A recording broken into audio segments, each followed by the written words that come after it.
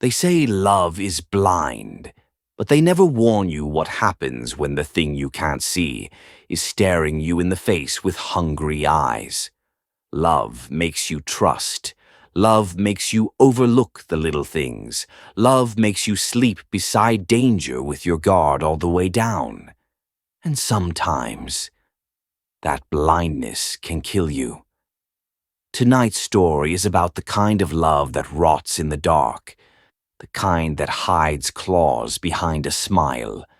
And the moment you discover the person you vowed to cherish is something ancient, violent, and starving.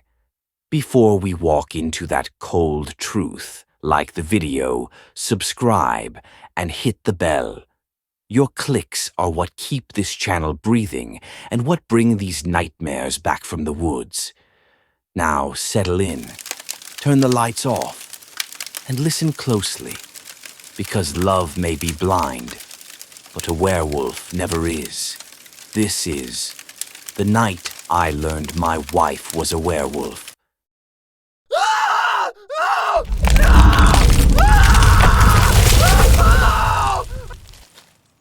Her claws press into my chest as she leans closer, and the pain is so sharp it splits the world in two. My vision trembles, blurs, then shatters into darkness before pulling me somewhere else entirely. Not the living room, not the blood, not the monster crouched over me. I'm back in 2009, standing outside that bar in Midtown, clutching a napkin to my busted lip. The night air is calm, yet tense with heat and car exhaust. Neon lights smear across my vision. People laugh, drink, stumble past, and then Tasha. She stepped out of the crowd like she wasn't walking, but arriving. Curvy, caramel skin glowing under streetlights, curls bouncing down to her shoulders, wearing jeans and a leather jacket like she was carved by an old Renaissance master. "Damn," she said, staring at my bleeding mouth. "You lose a fight or win one badly." Her voice had this warmth to it, this playful rhythm that made everything else feel small. I laughed through the pain. "I won," I said. "Just not by a lot." She smirked. That smirk, the first thing that ever disarmed me. She plucked the napkin from my hand like I was a child trying to treat my own wounds, folded it neatly, and pressed it to my mouth with gentle fingers. "Hold still," she whispered. I remember her coconut hair oil, her perfume, her touch. Tonight, all I smell is blood. Mine. The memory twists, curdles. The warm streetlight freezes. Her soft brown eyes melt into something yellow, luminous, predatory. Her hand on my chin becomes the claw tearing into my chest. And reality hits me like a hammer. I'm back on the floor. The hardwood is cold. My blood is hot. And Tasha, my Tasha, is hunched over me, jaws parted, breath rolling across my face like steam from a slaughterhouse vent. Her fur is slick with my blood, dripping down her muzzle in long, glistening threads. They fall onto my cheek, warm as spilled coffee. My stomach lurches. I shut my eyes. I can't look at her. I can't face the monster wearing the skin of the woman I loved. Something inside her chest rumbles. Not a growl, not a warning. Something low, wounded, confused. Like the human part of her is clawing to the surface, trying to drag itself out of the dark. For a moment, a small, fragile moment, I think she's fighting it. I think she sees me. I think love means something here in the blood-soaked dark. But the moment dies.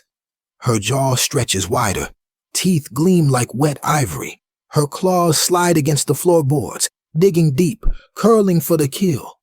Little crescent moons crack into the wood beside my ribs, like she's leaving her signature over my corpse. She's bracing, preparing, ready to finish me. Then, a noise, small, sharp, barely there. A single creak in the hallway. Her ears snap upward. Her head whips to the side. Her whole body tenses like a drawn bowstring. and with a violent, bone-rattling snarl, she lunges toward the darkness, leaving me choking, bleeding, and abandoned on the floor, praying she doesn't come back to finish what she started. 2.5 hours ago, I should have let her leave. That's the thought pounding in my skull as I drag myself across the floor, her claws raking the walls upstairs, searching, hunting. The sound is unforgettable, like a bear trap scraping down a chalkboard. I bite down on a scream and force myself toward the basement door. If I'm going to die, I'm not going to die being eaten alive. My blood leaves a thick trail behind me, glistening in the moonlight, and even now, as my breaths get shorter, sharper, each one wetter than the last, I can still see it so clearly. 2.5 hours ago, before everything went wrong. Tasha came home tired. No, beyond tired. The kind of tired that makes your body feel borrowed, like your limbs don't belong to you anymore. She stumbled a little coming through the door, keys slipping from her fingers, her smile thin and forced. "Rough day?" I asked, kissing her cheek. She nodded, leaning into me for only a second before pulling away. "Baby, I just need to rest before I go help my mom. New client. Big mess." Her voice trembled, something I wrote off as exhaustion. Tasha was a CPA, always helping her parents with their business books, meeting clients, reviewing accounts. She'd video call me from her mom's house all the time, wearing old sweats and t-shirts. Nothing ever seemed strange, so when she asked to lie down with me, for just 1 hour, I didn't think twice. She curled up on the sofa, and I tucked a blanket around her, tucking the edges under her feet like she loved. She grabbed my arm before I could stand. "Please, babe. 1 hour. Wake me up. Promise me." She sounded desperate, scared even. I brushed the hair from her face. "I got you. Rest." Tasha was snoring in 2 minutes. I went into the bedroom, turned on Netflix, let myself unwind. I should have watched the clock. I should have stayed awake. I should have listened to the way her fingers trembled when she grabbed my arm. Instead, I passed out. Hard. When I opened my eyes, the movie was over. The TV screen was glowing with screensavers, bouncing logos reflected in the dark window. 2 hours were gone. My stomach dropped. "Tasha." I climbed off the bed, rubbing my eyes. "Baby, you up?" I walked back into the living room. She was still on the sofa, curled up just like I left her. For a second, relief washed over me. I touched her shoulder. "Babe, wake up. It's been..." She shot up like I'd shocked her with a defibrillator. "Has it been an hour?" Her voice wasn't groggy. It was terrified. "It might have been a little more," I admitted, rubbing the back of my neck. The look she gave me could have stopped my heart right then. "Oh my God!" Her eyes darted to the clock on the wall. "Oh my God, Fred, why didn't you wake me?" She was hysterical. I tried to comfort her. "Tasha, baby, your parents will understand if you're late. I'll call them. I'll tell them you're on the way." "No." She cut me off so sharply the word felt like a slap. "You don't understand," she whispered, her voice trembling like she was barely holding it together. Her eyes darted to the window, to the edges of the room, like the darkness itself was creeping closer. "The moon rises early tonight, an hour early. I had to be there before it started." "Beware." I frowned, reaching for her shoulders. "Tasha, you're scaring me. What's going on?" She took one step back, one slow, shaking step. "I can't leave now," she breathed. "There's a gap, and it's too late. I can't go anywhere." Her chest rose and fell too fast, like something inside her was pushing for space. Her fingers curled, her voice cracked. "Tasha, talk to me." She snapped her head toward me so fast I heard her neck pop. "Get in the basement," she hissed. "It's coming, you're not safe. Her voice wasn't fully hers anymore. Lower, rougher, vibrating. What? Why? Safe from what, Tasha? I grabbed her shoulders, trying to calm her, trying to pull her back into the woman I knew. But the moment my hands touched her, her entire body jolted, like she was fighting something tearing out from the inside. Tasha? I whispered. She looked up at me, and that's when everything stopped. Her brown almond eyes, the ones that always softened when she looked at me, shifted. The color drained out of them, replaced by a glowing greenish yellow that lit up from behind like something alive was staring through her. Her pupils thinned. Her breath hitched. Her neck cracked so loudly it echoed in the room. A tear rolled down her cheek. She wasn't crying from pain. She was crying because she knew what was coming. Run, babe, she whispered, but I didn't move. I couldn't. Present moment. I reached the basement door, but the handle felt miles away. My fingers dragged across the wood, slick with my own blood, and I could feel myself getting colder. Shock. My body was shutting down. The edges of my vision pulsed black. I stretched out from my prone position, trying to reach the doorknob, but my arm felt like it was made of wet sand. Useless. Heavy. Dead weight. The room tilted. My stomach flipped. I was seconds from blacking out. Then I heard it. A window shattering upstairs, and Tasha's roar. It wasn't a scream. It wasn't human. It slammed through the house like an explosion and rattled the bones in my spine. That sound jolted something inside me. Fear, adrenaline, survival instinct, and I forced my body to move. I pushed myself up just enough to twist the knob. The door creaked open as the chaos above intensified. Something was up there with her. I heard bodies colliding with walls, hard. The drywall split. Frames fell. The entire house shook as if giants were wrestling in our bedroom. Then, silence. A silence so heavy it suffocated the air. Then, Tasha roared again. A victory howl. She had killed whoever, or whatever, came through that window. I dragged myself through the basement doorway and slammed the door shut behind me, collapsing with my back pressed against it. My heart hammered as I sucked in ragged breaths, the metal taste of blood filling my mouth. My mind shot back to the living room. To Tasha in my arms moments earlier. To the tear rolling down her cheek as she whispered for me to run. God, that tear. Moment earlier. She broke free of my grip with a strength I'd never felt from her before. One push sent me flying into the sofa so hard it flipped over me. I scrambled to my feet just in time to see her body seize and convulse. The sounds. I will never forget those sounds. Bones snapping, skin stretching, tendons tearing and reforming. Her screams turned into something wild, animalistic, shredded by agony. Her clothes ripped open as her skin darkened, bristling with patches of coarse black fur that erupted through her pores. Her spine arched and popped like someone breaking a thick branch.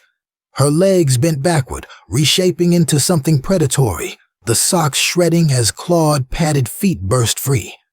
She dropped to all fours, then rose, taller, wider, expanding in ways no human body should. Her head lifted as her face tore itself apart, her nose blackening, extending, reshaping into a muzzle. Her jaw cracked open, teeth falling out in bloody clumps onto the floor as new fangs pushed through, sharp and gleaming. Those greenish-yellow glowing eyes locked onto me. When the transformation ended, she stood before me. 7 feet of black fur, claws and hunger. My wife was gone, and the monster that replaced her looked at me. I backed up slowly, too slowly. She took one heavy step toward me, closing the distance like I hadn't moved at all. I looked toward the fireplace, if I could reach the poker, but she knew. She angled her massive body between me and the fireplace, her shoulders widening, her claws flexing, her stance shifting just enough to block every path but the one behind me. She was hurting me, Like prey. She spread her arms, massive, furred, tipped with claws as long as steak knives. A silent message. The only way past me is through me. And I wasn't surviving that path. Her legs tensed. I braced, but nothing prepared me for the impact. She hit me like a car. My body slammed into the wall with such force the drywall cracked and caved around me. Pain exploded in my ribs. Before I could breathe, her jaws clamped onto my neck. Hot, wet, final. Her claws ripped into my chest, tearing me, open like wrapping paper. My blood sprayed across the wall in a violent arc. She ragdolled me, shook me violently, her mouth side to sides, then hurled me across the room. I smashed into the couch and collapsed on the floor. That's where the nightmare began. I could hear her now. Down the hall, moving closer to the basement. Sniffing. This is how I die. I heard it sniffing on the other side of the basement door. Loud, rapid, desperate breaths. She had my scent. She was following the trail of my blood like a track marked just for her. I braced my back against the door, shaking, because I knew that thin slab of wood wasn't stopping anything. Not her. Not now. I shut my eyes and begged death to take me before she did. Her claws scraped down the door. Slow, deliberate, testing the barrier between predator and prey. Then, a voice. Familiar, forceful. Tasha. A gunshot exploded through the house. The werewolf, my wife, let out a scream so raw it rattled the hinges and dropped to the floor with a heavy, shuddering thud. I heard her moaning, whining, dying. Fred, are you in there? The voice shouted. The basement door swung open, and there he was, my father-in-law, William, holding a smoking rifle. His face was pale, trembling, but his eyes were hard. He dropped to his knees beside me. Hold on, boy. Hold on. He dragged me out of the closet, past the creature lying on the floor. Tasha, whimpering, each breath shorter than the last. Her eyes weren't glowing anymore. They were brown, soft, human. The beast was fading away. William grabbed his rifle again just as flashing lights filled the windows. The paramedics rushed in, voices shouting, hands grabbing. I felt myself lifted onto a gurney, everything spinning, fading. As they wheeled me toward the front door, I looked back one last time. The monster was gone. In its place was my wife, broken, bleeding, still her hand reaching weakly toward me as if she wanted to apologize. William's voice cracked behind me. There's another body upstairs. Then the world went black. I woke days later in a hospital bed, the soft beeping of machines rhythmically tapping at the edges of consciousness. William sat beside me, elbows on his knees, staring at the floor. He looked older, exhausted, hollowed out. The doctor spoke to me. I'm sorry for your loss, but according to the police, your wife and mother-in-law didn't survive the animal attack. He then turned and left the room. William finally spoke. Fred, you lost a lot of blood, more than you should have lived through. He swallowed hard. You're lucky to be alive. I wanted to speak. I needed to. But no sound came out. My throat felt raw, like I'd swallowed sand and glass. Every breath scraped on the way in and burned on the way out. William wiped his face with shaking hands, dragging his palms down like he was trying to pull himself back together. He leaned closer to my hospital bed, his eyes rimmed red, unfocused. Fred, he said quietly. He swallowed. All the women in this family, they're different. His voice dropped until it was barely more than breath. Down to my wife and Tasha. He paused, choking back a sob. They come from a very old line in Africa, ancient protectors, born with something in their blood. Not a curse, a duty, a sacred one. He turned away, stared out the hospital window like he couldn't bear to watch this land listen. In their homeland, they were guardians, protectors of their people. His jaw tightened. But here, in America, that purpose became twisted, warped. His hands clenched into fists. The hunger took over. The bloodlust. A breath shuddered out of him. What was left weren't protectors anymore, just savage shells of who they used to be. He finally looked back at me. Every full moon since Tasha was 12, her mother and I prepared special rooms I built myself. For them, reinforced, steel, concrete, safe. A weak, bitter smile flickered and died. We never missed one. His head bowed. She was supposed to be there early that night. His voice cracked. The moon rose sooner than we expected. A swallow. She never made it. The room felt smaller. Her mama and I, we assumed the worst. His lips trembled, and we prepared for the worst. Slowly, painfully, he sat down. We went straight to your place.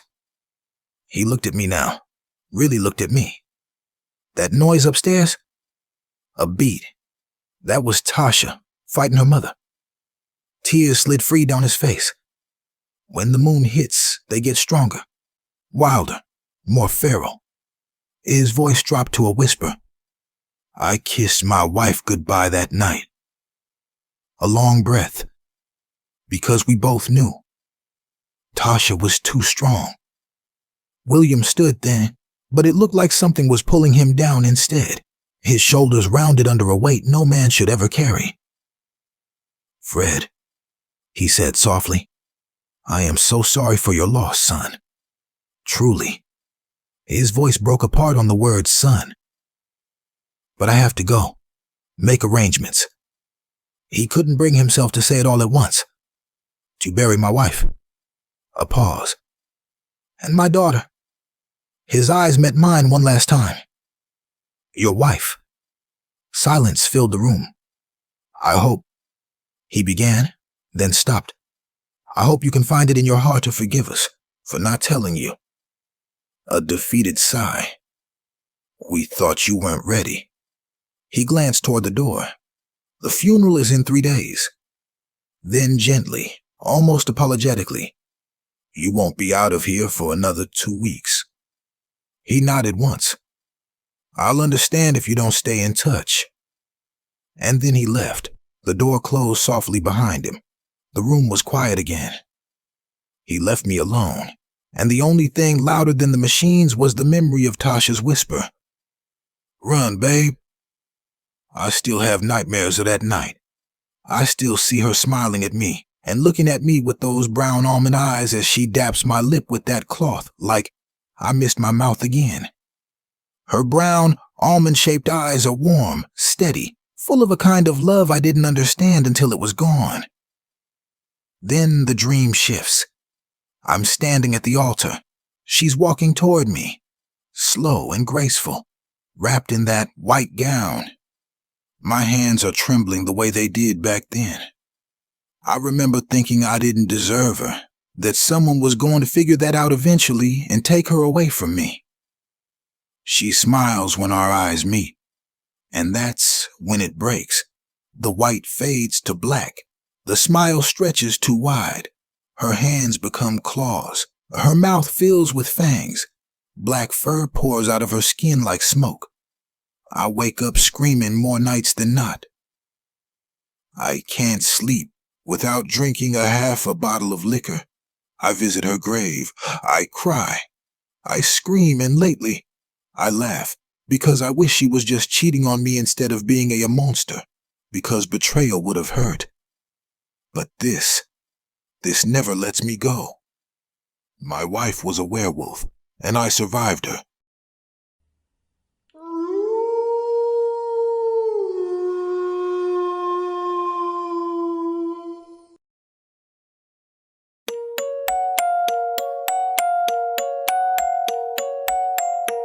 If you enjoyed this story and want to dive deeper into the nightmares, legends, and creatures that stalk the shadows, make sure you like the video, subscribe to the channel, and hit that bell icon so you never miss another tale from Obsidian Quill Publishing. Nightmares. If you want even more cryptid horror, check out the books The Hunt for Dogman, Creepy Cryptid Tales, and coming January 2026, Blood in Brooklyn, a brand new urban horror saga. All links are in the comments below. Thank you for watching. Thank you for listening. And remember, some secrets don't hide in the dark. They become it.